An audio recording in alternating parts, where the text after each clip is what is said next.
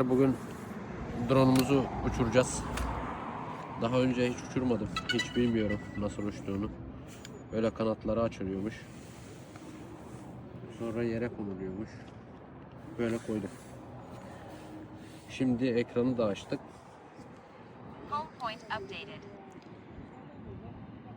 Ekranda da böyle şeyler mevcut. Tam olarak bilmiyorum. En son videoda gördüğümde şu şekilde başlatıyordu drone'u. İkisini bir aşağıya çekiyordu. Ah, çalıştı. Sonra da yukarı tuşuna mı basıyordu galiba şöyle. Değil mi? Galiba. Çok heyecanlıyım. Çünkü hiç bilmiyorum tepkisini. Allah.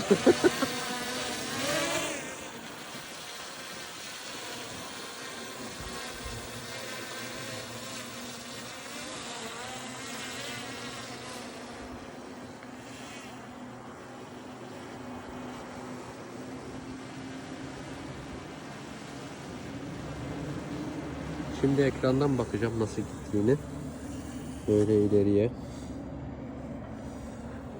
Böyle geliyor. Bunu da aşağıya indirelim. Oo, çok güzel bir yer. Çok güzel bir manzaraya gelmişiz.